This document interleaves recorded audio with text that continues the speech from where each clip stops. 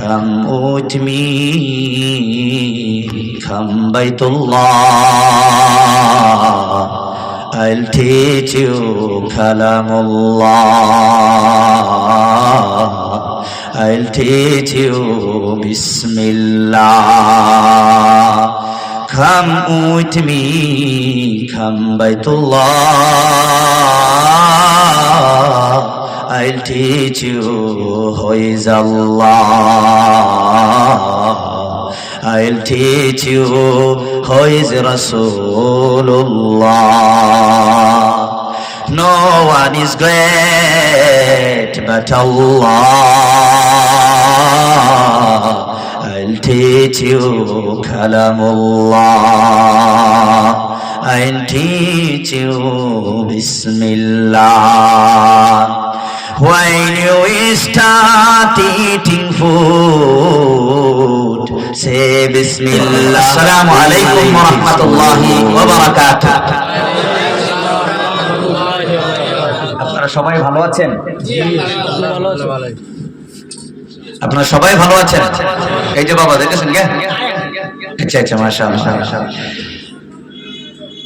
আপনারা কেমন আছেন? উত্তর হবে আলহামদুলিল্লাহ, আমরা সবাই ভালো আছি। বলেন, যে কোনো মানুষের যদি আপনার বিবি, আপনার স্ত্রী, if your wife asks you how are you, যদি আপনার স্ত্রী আপনাকে বলে, if your children asks you, যদি আপনার ছেলে মেয়েরা আপনাকে বলে বা জিজ্ঞাসা করে how are you, আপনি কেমন আছেন, কাইফা হালুকা আও হালুকুম, আপনারা কেমন আছেন, আনসারটা হওয়া দরকার আলহামদুলিল্লাহ, we are pretty well, আলহামদুলিল্লাহ, আমরা সবাই ভালো আছি। ভালো আছি শব্দটার আগে আলহামদুলিল্লাহ শব্দটা এড ইনশাআল্লাহ আমরা আজকে থেকে করব ইনশাআল্লাহ। আলহামদুলিল্লাহ যে ওয়ার্ড, তার শব্দের অর্থ এত জামে আর মানে, সমস্ত দুনিয়ার প্রশংসা যা হইতে পারে, যত থ্যাংক ইউ হইতে পারে, ধন্যবাদ যা কিছু হইতে পারে, একবারে সব মিলায়া আমার আল্লাহকে দিয়ে দিলাম, যেই আল্লাহ সমস্ত গোটা ইউনিভার্স, গোটা হোল ওয়ার্ল্ডের মালিক। বলেন সুবহানাল্লাহ।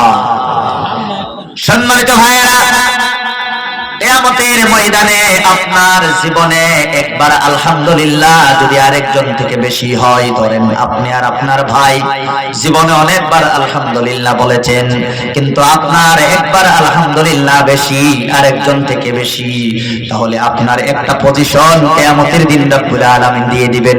এই পজিশনটার দূরত্ব, ডিসটেন্স হইল 500 ইয়ার্স, 500 বছর পর্যন্ত আপনি যাইতে থাকলে যত দূর পর্যন্ত যাইতে পারবেন ততটুক একটা বড় পজিশন আল্লাহ আপনাকে দিয়ে দিবে। বলেন সুবহানাল্লাহ।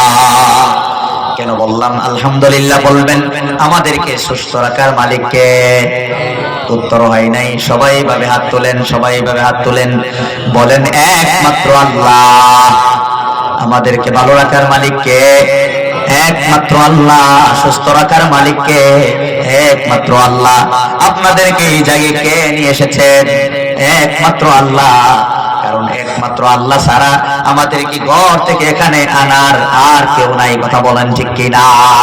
যার এক বিন্দু, এক মুহূর্তে যার দয়া, যার সহায় আমরা কি মানে যার সহায় ছাড়া আমরা চলতে পারি না। আমার ভাইয়েরা, আমার বন্ধুরা, এই যে শ্বাস আমাদের বাহির হয়, এই যে কার্বন ডাই অক্সাইড যে গ্যাসটা আমরা বাহির করি, অক্সিজেন যে আমরা নেই, এই কার্বন ডাই অক্সাইড যখন বাহির হয় তখন অক্সিজেনটার মধ্যে ফেরেশতা এইভাবে ধরে আর আল্লাহর কাছে ইজাজত চায়। আল্লাহ অক্সিজেন ভিতরে ঢুকাইতাম না, বাধা দিয়ে দিতাম। আল্লাহ কই ছেড়ে দাও। বলেন সুবহানাল্লাহ। অক্সিজেনটা ভিতরে গিয়া যখন নষ্ট হয়ে কার্বন ডাই অক্সাইড যখন বাইরে বাহির হইতে চায়, এই কার্বন ডাই অক্সাইড বাহির না হইলেও আমাদের মরণ আছে না নাই? ফেরেশতা কই এটা ধরিয়া রাখতাম না, ছেড়ে দিতাম। আল্লাহ বলে ছেড়ে দেও।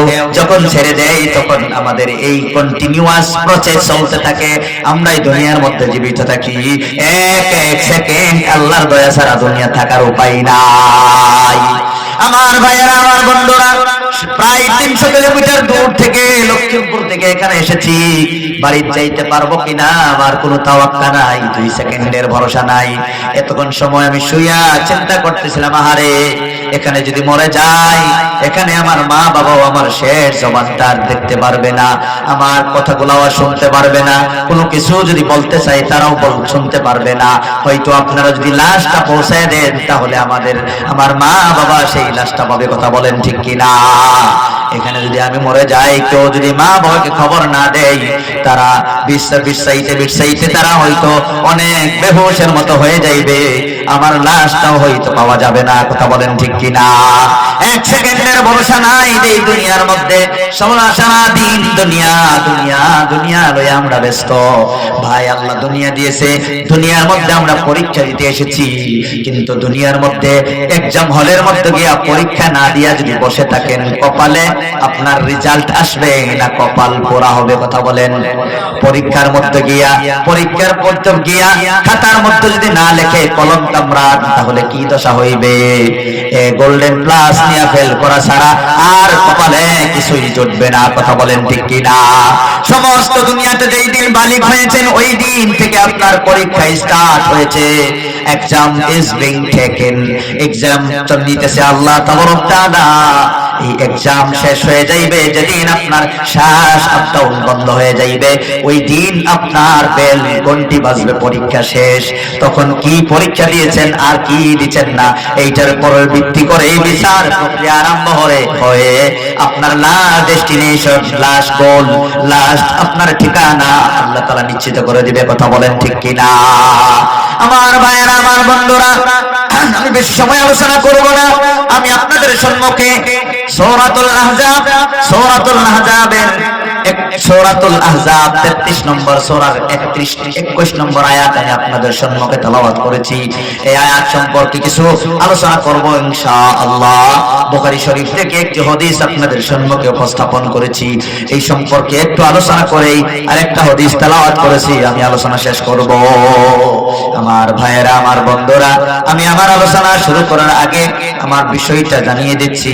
আল্লাহ তাবারক তাআলা বলতেছেন, রাসূলের জীবনেই তোমাদের জন্য রয়েছে উত্তম আদর্শ। রাসূলের জীবনের মতো তোমরা যদি জীবন করতে পারো, তোমরা নাজাত প্রাপ্ত হবা। দুনিয়াতে ইজ্জত সম্মান তোমাদের থাকবে, কোন মানুষ তোমাকে ছিছি, তোমার লাঞ্ছনা বঞ্চনা অবহেলিত আর কোনোদিন হতে হবে না। সবাই তোমাকে কোলের মধ্যে রাখবে, সবাই তোমার কদমের মধ্যে, তোমার কদমের তলে থাকবে। সারা দুনিয়ার বাদশাহী তোমার কদমের তলে থাকবে। দুনিয়ার আর কোন মানুষ তোমাকে ওভারটেক করতে পারবে না। ভাই, ক্রিকেট খেলা দেখছেন কিভাবে খেলে?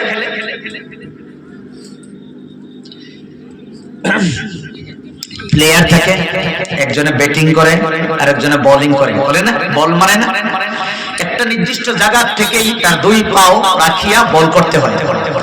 এখন এই বলটা যদি ওই জায়গা সঠিকভাবে দাঁড়িয়ে যদি বল করে, তা বলটা স্লো হয়ে যায়, বলের মধ্যে স্পিড হয় না। হয় কি? হয় না। এই জন্য দেখবেন একটা বলারে 3 আঙ্গুলের মধ্যে বল টানিয়া অনেক পিছনে বেগে দূরে সরে যায়, ওই জায়গার মধ্যে দৌড় দিয়া তার বলের মধ্যে স্পিড বাড়ানোর জন্য দৌড় দিয়া এই জায়গার মধ্যে বল মারে, তখন বলটা আগের থেকে কমসে কম 10 গুণ স্পিড হয়ে যায়। কথা বলেন ঠিক কিনা? তদ্রুপভাবে আমি কিছু বেগে যাই আপনাদেরকে কিছু কথা বোঝানোর জন্য, পিছনে যাইতে হবে। পিছন থেকে দৌড় দিয়া এসে যদি আপনাদেরকে কিছু বোঝায়, তাহলে অন্তরের ভিতরে গিয়া ঢুকবে, আর নয় মিডিয়া আলাপ করলে যে হুন্না যাইবেন কাল ভাই সব শেষ। কথা ঠিক না? ঠিক। যাই হোক, মাশাআল্লাহ, খুব মনোযোগ দিয়ে শুনেন ভাই। এই ভাই, এনো কি আনে বোন আমি এনে ঘরে বোন আর উডুন করবার লেগে তো নাইছি না। কি গো,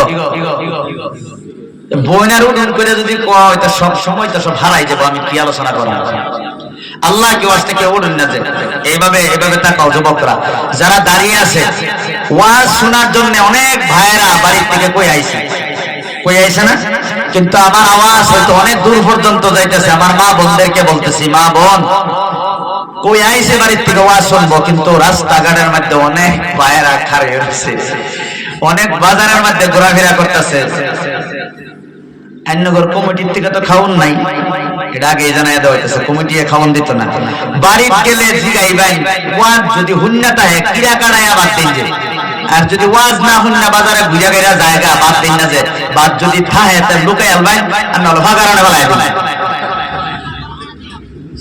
বাজার তো খাই দিতেছে খাপ দোয়া করি যারা ওয়াজ না হন না বাজারও খাইতেছে যাতে আল্লাহ তাবারক তাআলা 4-5 দিন খালি দৌড়াদৌড়ি ভাড়ায় মুসাফিরের তোমাদের কবুল হয়ে যাব।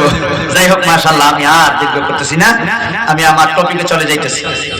আমার ভাইয়েরা, আমার বন্ধুরা, পৃথিবীর মধ্যে আল্লাহ রাব্বুল আলামিন, আমরা যদি দুনিয়ার জায়গাগুলো যদি আমরা দেখি তাহলে অবজার্ভ করি আল্লাহ তাবারক তাআলা আমাদের সৃষ্টিকর্তা, কথা বলেন ঠিক কিনা? উনি অনেক কিছুই বানাইছে, কত জিনিস বানাইছে, কতগুলা জিনিস হইল একবারে ছোট ছোট, এমন ছোট ক্ষুদ্রাতি ক্ষুদ্র যেগুলা তো আমরা ধরবো দূরের কথা, চোখের দ্বারাও কোন সময় দেখা যায় না, কথা বলেন ঠিক কিনা? বানাইছে না নাই?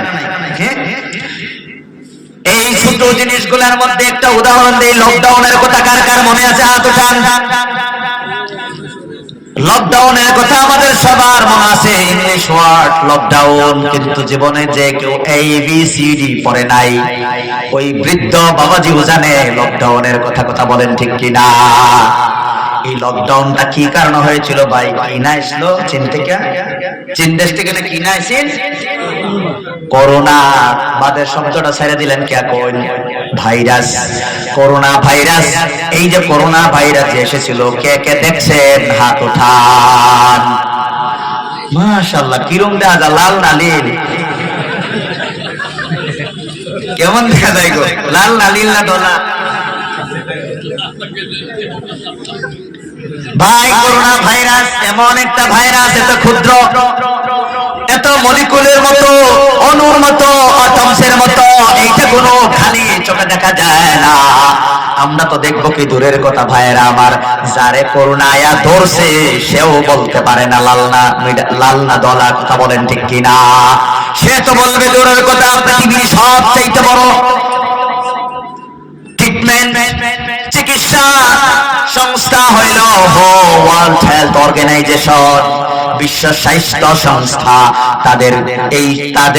তারাও খালি চোখে দেখতে পারে নাই, অণুবীক্ষণ যন্ত্রের দ্বারা যখন দেখছে তখন এই জিনিসটা ভিজিবল হয়েছিল, কথা বলেন ঠিক কিনা?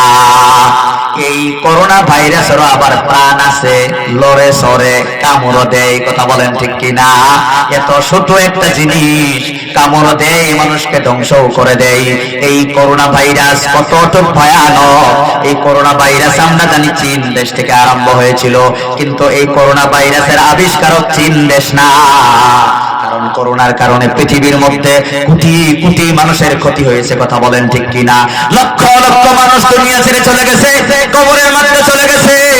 এই করোনা ভাইরাস যদি চীন দেশে বানাইতো আর সমস্ত দেশে যদি জানতে পারতো, সমস্ত দেশ মিল্লা চীনের খায়াল লইলে, কথা বলেন ঠিক কিনা? যে পরিমাণ কষ্ট মানুষের হয়েছে তারা সবাই জানে, চীন দেশ আবিষ্কার করতে পারে না। এইটা আমার আল্লাহ একটা বাহিনী, একটা আর্মি, একটা ফোর্স দুনিয়ার মধ্যে পাঠাইছিল মানুষদেরকে সাইজ করার জন্য, কথা বলেন ঠিক কিনা? এত ছোট জিনিসের প্রতি মোকাবেলা করার জন্য দুনিয়া বিখারি হয়ে গিয়েছিল, দুনিয়া ফকিরের মতো, মিসকিনের মতো আল্লাহর দিকে চেয়ে থাকতে হয়েছিল, কথা বলেন ঠিক কিনা? এমন ছোট জিনিসও আল্লাহ তাআলা বানাইছে, এমন ছোট জিনিসের বিরুদ্ধে যুদ্ধ করার ক্ষমতা আমাদের কারো যে নাই। আমরা 1-2 বছর দেখছি, কথা বলেন ঠিক কিনা? তাহলে আমরা খুব শক্তিশালী নাকি? আল্লাহ কোরআনের মধ্যে বলেন, খুলিকাল ইনসান দাইফা, আল্লাহ মানুষদেরকে খুব দুর্বল করে বানাইছে, কথা বলেন ঠিক কিনা? তার মধ্যে অহংকার, বাপরে, হিংসা, কিনা, বাপরে বাপ, দাপট, হয় না? নাই এগুলা দাপট। এই করোনা ভাইরাসের সামনে আইলে, করোনা ভাইরাস সামনে আইলে দাপট গিরে ছুটে যাবো, কথা বলেন ঠিক কিনা? হাসানা আমার ভাইয়েরা, আমার বন্ধুরা, এই যে একটা ছোট একটা জিনিস বানাইছে। আবার যদি আপনি পৃথিবীর মধ্যে লক্ষ্য করেন, দেখবেন আল্লাহ রাব্বুল আলামিন এমন বড় বড় জিনিস আল্লাহ তাআলা সৃষ্টি করছে। কত বড় ভাই! আপনারা বলেন, পৃথিবী বড় না সূর্য বড়?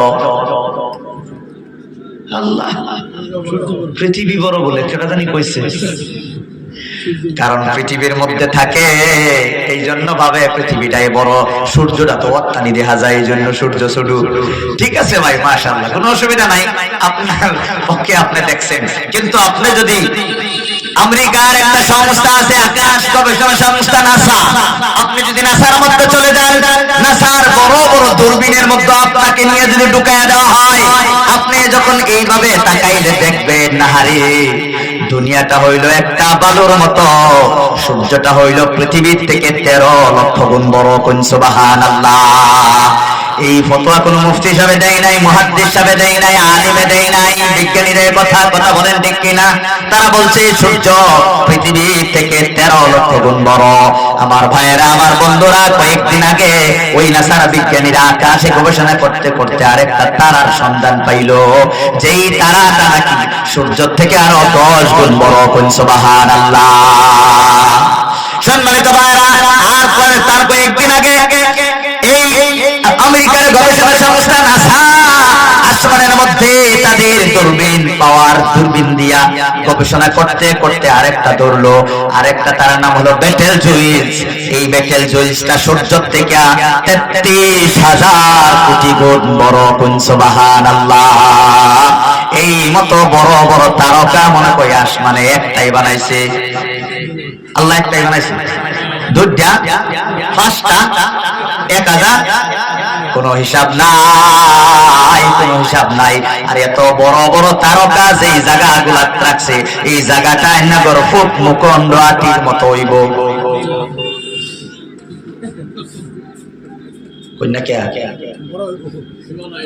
ফুক মুকন্দ আটির মতো হইতো না? তারা ডিজাইন রাখছে, কত বড় হইব? কত লক্ষ বিলিয়ন ট্রিলিয়ন মুকন্দাতি মিলাইয়াও একটা তারকার জায়গা দিতে পারবে না। কথা বলেন ঠিক কিনা? আল্লাহ রাব্বুল আলামিন কত তারকা বানাইছে। আল্লাহ কোরআনের মধ্যে বলেন, ওয়া ইন তাউদ্দু নি'মাতাল্লাহি লা তুহসুহা। তোমরা যদি আল্লাহর নিয়ামতগুলো গণতে থাকো, 14 হাইতান গোষ্ঠী লইয়া গণ্যাও কোনদিন শেষ করতে পারবা না। কোন সুবহানাল্লাহ। আল্লাহ রাব্বুল আলামিন কোরআনে অন্য জায়গার মধ্যে বলেন, পৃথিবীর সমস্ত গাছগুলো যদি কলম বানায় ফেলো, পৃথিবীর 100% পানি যদি তোমরা সিয়াহি বানাও, কালি বানাও, একদিন লিখতে লিখতে কলমগুলো ক্ষয় হয়ে ধ্বংস হয়ে যাইবে, পানিগুলো শুকায়া যাইবে। তার বাদেও আল্লাহর কত নিয়ামত পৃথিবীর মধ্যে যত কিছু সৃষ্টি করছে, তার গুণাগুণ লিখে তোমরা কোনোদিন শেষ করতে পারবা না। কোন সুবহানাল্লাহ। তাহলে আমরা আল্লাহ একবারে কিরম আল্লাহ পাইছি, কত বড় আল্লাহ। আমরা নামাজের মধ্যে যে বলি আল্লাহু আকবার, আল্লাহ হলো সবচাইতে বড়। এই তারকার মালিক কে? এত বড় বড় যদি তারকা হয়, তাহলে আল্লাহ তারকা থেকে ছোট হইব না বড় হইব?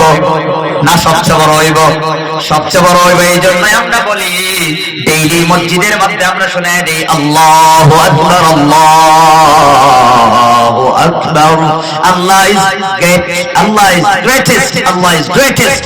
আল্লাহ সবচাইতে বড়, আল্লাহ সবচাইতে বড়। পৃথিবী আল্লাহর মতো বড় আর কেউ নাই, কারণ আল্লাহ হলো স্রষ্টা আর পৃথিবীর সব কিছু হলো সৃষ্ট। কথা বলেন ঠিক কিনা? সৃষ্টি থেকে স্রষ্টা বড় না ছোট? বড়। এখন আমার বন্ধুরা, আমি এই কথাগুলো দেখতে কেন আসলাম?